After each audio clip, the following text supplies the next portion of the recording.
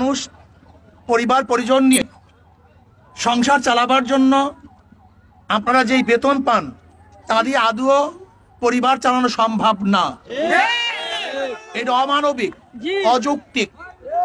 আজকে বাংলাদেশের হাজার হাজার কোটি টাকা লুটেরারা লুট করে নিয়ে গেছে, হাজার হাজার কোটি টাকা পাচার করেছে, হাজার হাজার কোটি টাকা ধ্বংস করেছে, ব্যাংকগুলিকে লুটপাট করে তছনছ করে দিয়েছে। অথচ আজকে আমাদের গ্রাম পুলিশ কিন্তু তারা আজকে ক্ষুধার তাড়নায় আজকে রাস্তার মধ্যে শুয়ে আছে। তাদের অধিকারের জন্য তারা আজকে রাস্তার মধ্যে আছে, এই গরমের মধ্যে, রৌদ্রের মধ্যে।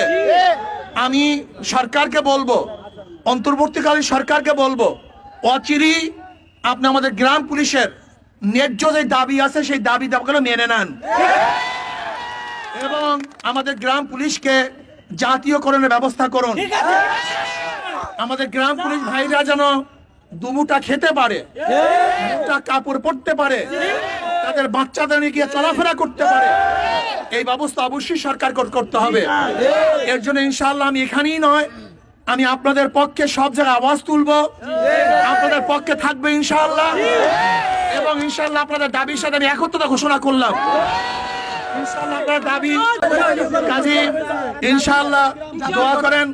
আমি জাতীয়করণের জন্য সরকার ঘোষণা দিয়েছে, আমাদেরকে শুধু বাড়ায় আমাদের বাস আমরা চেষ্টা করতেছি ইনশাআল্লাহ সর্বমহলে আপনাদের পক্ষ নিয়ে সর্বমহলে আমি নক করার চেষ্টা করব ইনশাআল্লাহ। আপনারা সুস্থ থাকুন, সুন্দর থাকুন, আপনাদের জীবন উজ্জ্বল হোক। আল্লাহ পাক আমাদের সবাইকে দুনিয়াতে ভালো রাখেন, ওপারও ভালো রাখেন, এই দোয়া করতেছি। আল্লাহ আমাদের সবাইকে কবুল করেন।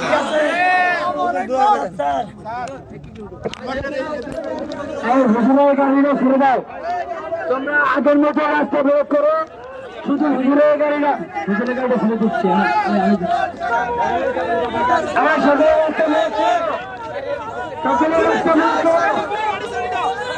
শুধু